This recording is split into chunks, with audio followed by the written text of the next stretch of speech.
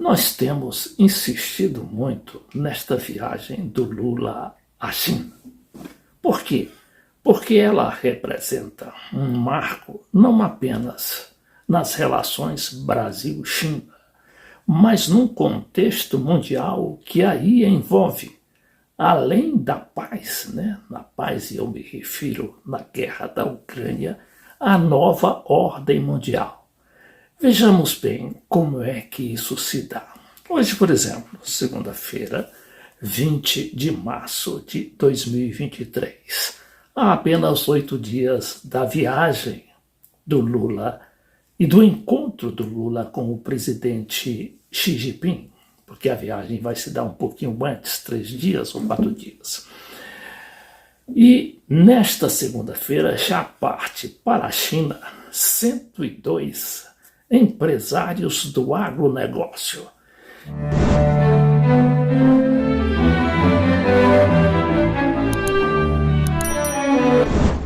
Eles integram essa comitiva presidencial que consta de um total de 240 empresários, entre eles esses 102 do agronegócio, 24 deputados, 6 senadores, incluindo os presidentes da Câmara e do Senado, além dos ministros e assessores presidenciais. E, ao mesmo tempo, ocorre lá em Moscou a visita do presidente chinês Xi Jinping ao presidente russo Vladimir Putin. O que isso significa? Isso significa a união, a consolidação da união China-Rússia, que poderá representar ali sim uma virada naquilo que se chama nova ordem mundial, até aqui conduzida por apenas uma única superpotência, ou seja, os Estados Unidos. A partir dali, o poder vai.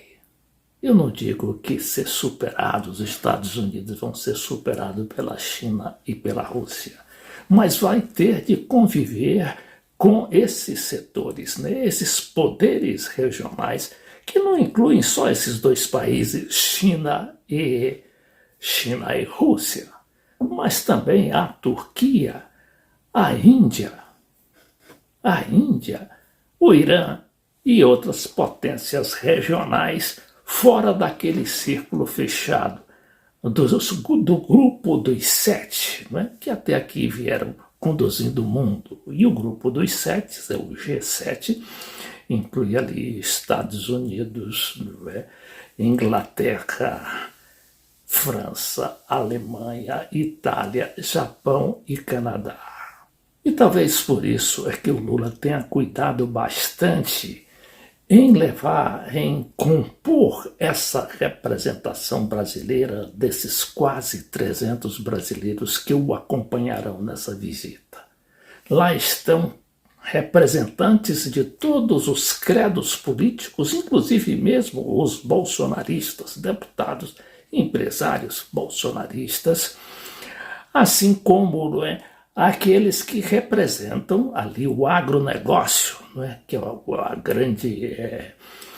o grande representante do Brasil, principalmente nas relações com a China.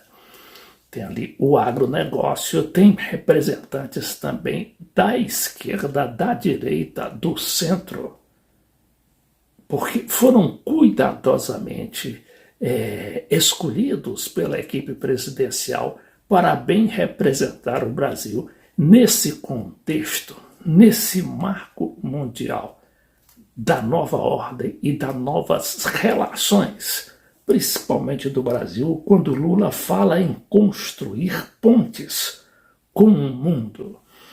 Para ilustrar esse meu comentário, eu trouxe aqui a notícia e a reportagem desse jornalista aqui, o Américo Martins, que está ao lado do Lula e do Xi Jinping, nessas fotos aqui, que são uma montagem, claro, porque o Lula já visitou a China em 2004 e 2009, mas aqui o Lula está numa foto atual, como também o Xi Jinping.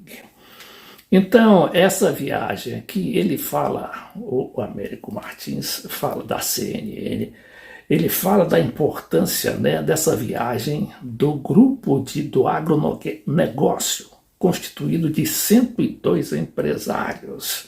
Né?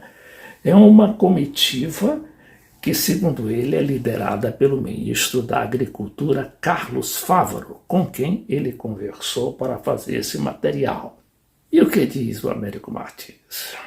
Apenas sobre essa parte aí do agronegócio, né, dos 102 empresários.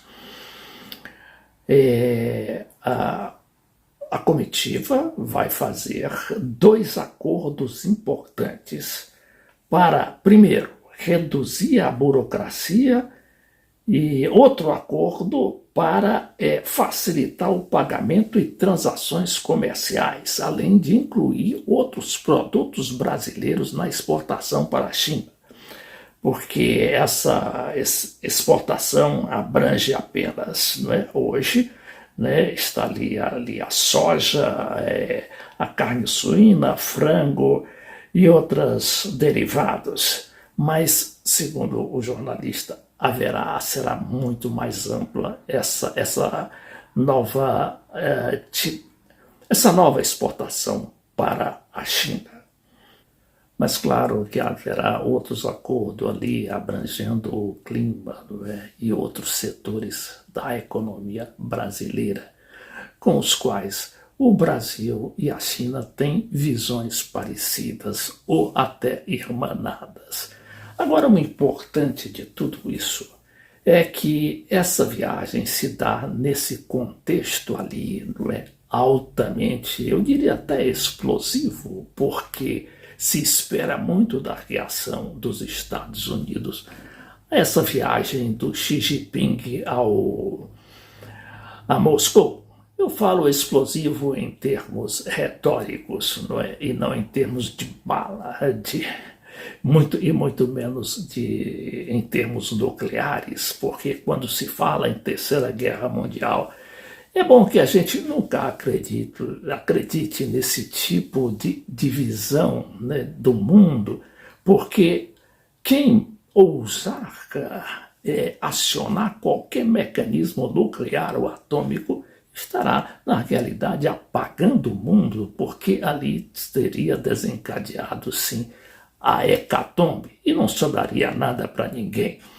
Bom, nesse caso aqui da China e da Rússia, haverá, sim, uma realidade diferente, que é a imposição natural de novos poderes diante desta situação atual, que é dominada a ferro pelos Estados Unidos e que, com a responsabilidade de superpotência, os Estados Unidos terão também de aprender a conviver com essas novas potências regionais. Daí a importância, sim, dessa nova ordem mundial, que vai ali conviver com as diversas potências regionais, e não apenas dos Estados Unidos e Europa, incluída aqui a posição não só da China, como da Índia, principalmente, e de situações, né, de outros países importantes, como a Turquia, o Irã e outros ali que estão impondo a sua presença na política mundial.